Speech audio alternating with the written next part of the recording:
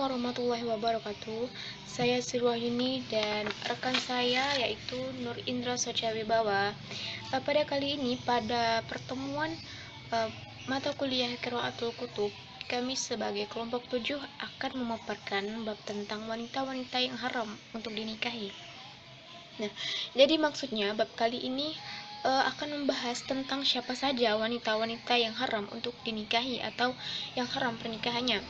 Dan sebelum kami memaparkan atau membahas lebih dalam tentang materi kami hanya ingin memohon maaf yang sebesar-besarnya kepada khususnya Bapak Yusuf selaku dosen pengampu mata kuliah ini dan teman-teman sekalian apabila terdapat banyak kesalahan saat mengartikan, membaca maupun memaknai materi kami kali ini, karena hasil pekerjaan kami ini merupakan gambaran dari batas kemampuan kami.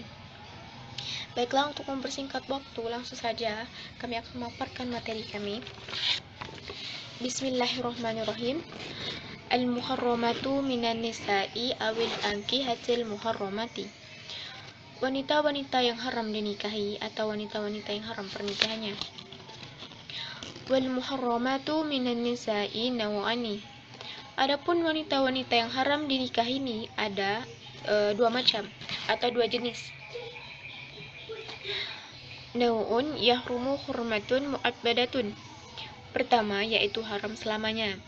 Yang dimaksud dengan wanita yang haram dinikahi selamanya ini, jadi sampai kapanpun wanita tersebut itu tidak boleh dinikahi dan tidak ada sebab-sebab yang akan dijadikan alasan untuk menikahi wanita tersebut, karena memang sampai kapanpun haram hukumnya menikahi wanita yang masuk ke dalam golongan ini. Lalu wanau'un yahrumu hurmatun mu'aqato. Lalu haram yang sifatnya sementara. Nah, jika yang tadi hukumnya selamanya dan yang ini sifatnya hanya sementara. Dan wanita-wanita yang haram dinikahi sifatnya sementara ini ada 23 orang wanita. Tapi karena ini panjang ya, untuk mempersingkat waktu saya hanya akan menyebutkan setengahnya. Jika nanti saat diskusi teman-teman ingin menambahkan, maka teman-teman boleh saja menambahkan yang tidak saya sebutkan. Pertama yaitu perempuan yang telah murtad, perempuan non-muslim. Istri yang kelima, perempuan yang masih ada ikatan pernikahan dengan orang lain atau bahasa kasarnya istri orang. Lalu perempuan dalam masa idah, perempuan dalam masa istibro atau pembersihan rahim, perempuan yang sedang hamil, istri yang ditalak 3, budak perempuan milik bersama, budak yang kafir, saudara perempuan istrinya, dan lain-lain. Nah, saya akan mengambil satu contoh dari beberapa wanita yang haram dinikahi tadi, yaitu saudara perempuan istrinya. Dan saya rasa ini juga pernah sedikit dibahas oleh Bapak beberapa minggu yang lalu. Saya akan ambil contoh dari teman-teman di kelas kita. Misalnya ya, si Melani dan si Ayub ini menikah. Dan si Melani ini memiliki saudara kandung perempuan.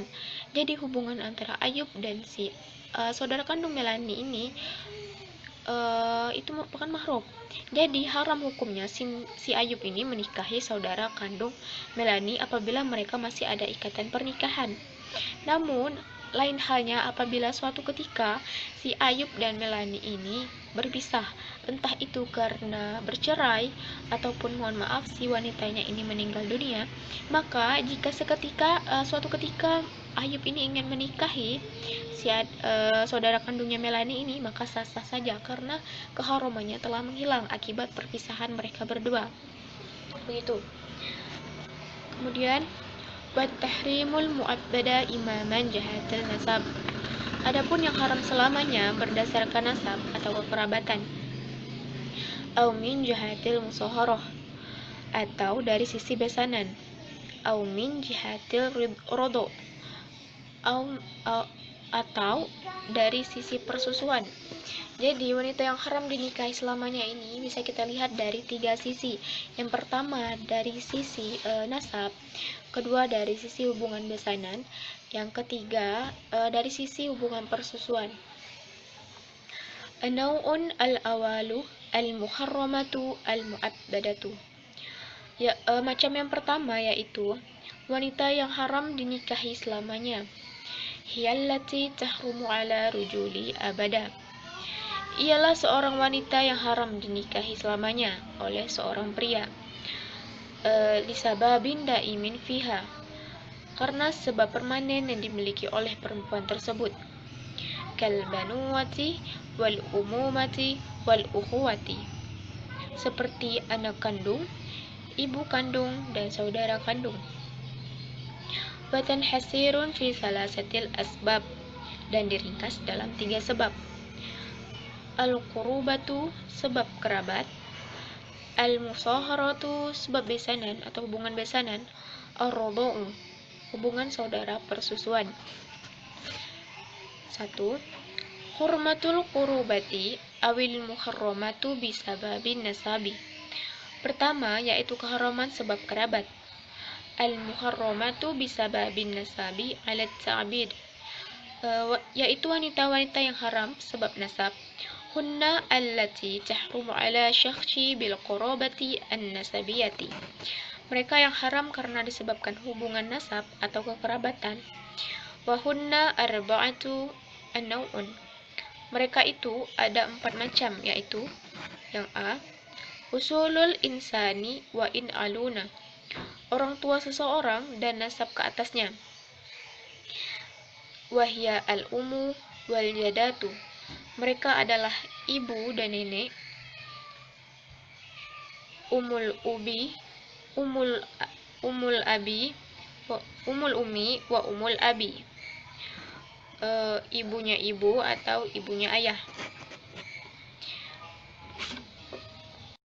Assalamualaikum warahmatullahi wabarakatuh. Nama saya Nur Indra Socawibawa. Saya akan melanjutkan materi yang telah disampaikan oleh kawan saya, yaitu tentang wanita-wanita yang haram untuk dinikahi. Untuk mempersingkat waktu, kita langsung saja. Wura'il insanu wa inna nazalna, itu berdasarkan nasab atau keturunan.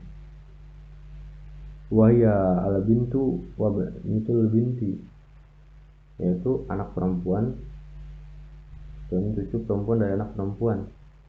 Nah, itu contohnya seperti kita memiliki anak. Ketika kita memiliki anak perempuan, nah anak perempuan kita itu haram untuk dinikahi karena itu masih dalam satu nasab atau satu keturunan. Itu lebih ke keturunan langsung, jadi nggak boleh. Begitupun ketika anak perempuan kita memiliki anak perempuan lagi, itu berarti kita itu cucu kita itu. Nah, kita nggak boleh menikahi cucu kita sendiri karena masih dalam satu nasab juga. Lanjut. Wabanitul ibni wa inna nazali, begitupun cucu perempuan dari anak laki-laki. Nah, dan begitupun seterusnya. Sama halnya seperti yang anak perempuan, ketika kita memiliki anak laki-laki dan anak laki-laki kita ini memiliki anak perempuan, sama halnya itu cucu kita juga. Jadi tetap itu tidak boleh atau haram untuk dinikahi karena masih dalam satu nasab atau satu keturunan. Lanjut untuk poin yang ketiga. Fura'il abawaini aw iqtadahuma wa inna mu'iddat darajatuhinna. Itu berdasarkan keturunan dari orang tua bapak. Berdasarkan keturunan dari orang tua atau salah satunya walaupun derajat mereka jauh. Orang tua atau salah satunya dari ibu ataupun dari bapak.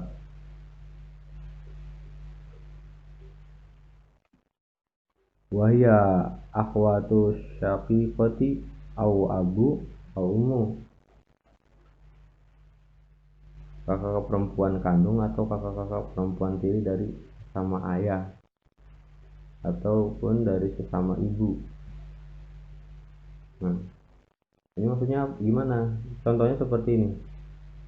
Ini kakak perempuan kandung ataupun perempuan tiri dari sesama ayah atau ibu. Dalam arti ketika kita memiliki orang tua, nah orang tua kita ini bercerai dan menikah lagi. Untuk contohnya itu dari bapak. Ketika bapak menikah lagi dan memiliki anak dengan istri yang baru, memiliki anak. Nah, anak perempuannya ini haram untuk dinikahi karena masih dalam satu satu bapak, satu bapak tapi beda ibu, tetap itu haram untuk dinikahi. Begitupun sebaliknya, kalau sama ibu cuman beda bapak gitu kan. Nah, karena itu masih dalam sepersusuan, jadi haram untuk dinikahi. Kita lanjut. Wa banati auladil ikhwati wal akhwati wa inna nuzulni. Begitupun cucu dari kakak-kakak laki-laki dan perempuan. Nah, sama halnya seperti yang poin B, ketika saudara yang satu bapak atau yang satu ibu memiliki anaknya ini itu sama halnya seperti ponakan kita sendiri, jadi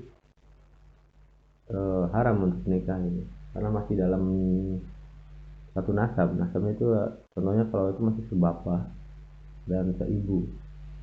Nah, kalau seibu kan masih dalam nasab yang sepersusuan meskipun derajatnya jauh gitu kan, dari ibu sepersusuan yaitu anaknya, lalu anaknya lagi, bahkan keponakan kita ya, dalam derajat yang jauh. Oke, lanjut untuk poin keempat. Atau bikotil awali au mubasyarati min furu'il ajadadi walajidati. Itu berdasarkan generasi pertama yang bertemu secara langsung dan dari anak-anak kakek dan nenek. Wahunna amati, mereka adalah walakholati, bibi dari pihak ibu. Nah, kita memiliki ibu, nah, itu ada bibi, saudaranya ibu. Sawaun kunna amatun lisyaksi nafsihi wa kholatul lahu, baik itu bibi bagi dirinya sendiri, artinya bibi bagi ibu gitu. Kunna amatun, maupun bibi wa kholatun abihi au ummihi, maupun bibi bapaknya atau ibunya. Nah, ini lebih ke atas ya. Jadi ketika nenek kita memiliki saudara perempuan atau kakek kita memiliki saudara perempuan, nah itu derajatnya sama seperti nenek juga kan, jadi haram untuk dinikahi. Lanjut, au akada ajadadihi wajadatihi, ataupun bibi salah satu kakeknya atau neneknya. Nah, bibi salah satu kakeknya atau neneknya berarti lebih tinggi lagi, lebih ke atas lagi ya. Jadi ketika nenek kita memiliki orang tua dan orang tua nenek kita itu memiliki saudara perempuan, nah itu bisa dibilang bibinya kakek atau bibinya nenek, itu haram untuk dinikahi karena masih dalam satu nasab. Oke, lanjut yang terakhir. Amma tabiqati saniyati au ghairil mubashirati min hadihil furu'i fala tahrim. Sedangkan yang kedua itu tidak langsung, terus secara tidak langsung dari keturunan kakek dan nenek, itu tidak diharamkan. Kabanati, seperti kabanatil amati wal amim wal amami, seperti anak-anak perempuan bibi dari pihak bapak atau bisa dibilang sepupu. Nah, ini lebih ke wali ya, walinya. Jadi ketika bapak kita memiliki saudara perempuan yaitu bibi kita, nah bibi kita memiliki anak perempuan, nah itu boleh untuk dinikahi. Kenapa? Karena walinya itu berbeda, walinya itu dari pihak suaminya bibi, dan itu kan tidak tidak dalam satu keturunan keluarga kita gitu, contohnya kan, jadi boleh. Begitupun wa banatil khali awil kholati, anak perempuan paman dari pihak ibu. Nah, kalau ini dari pihak ibu, tadi kan dari pihak bapak, sekarang dari pihak ibu. Sama halnya seperti yang poin dari pihak bapak ya, ini bedanya itu beda posisi. Dalam arti dari ibu kita itu memiliki saudara laki-laki yaitu paman kita, dan paman kita itu memiliki anak perempuan. Jadi karena sama halnya itu walinya berbeda, walinya tidak dalam satu nasab, karena untuk laki-laki sendiri kan nggak perlu wali. Ya mungkin itu saja materi yang bisa saya sampaikan. Jika ada salah kata, pengertian ataupun pengucapan, saya mohon maaf. Wabillahi taufiq wal hidayah. Wassalamualaikum warahmatullahi wabarakatuh.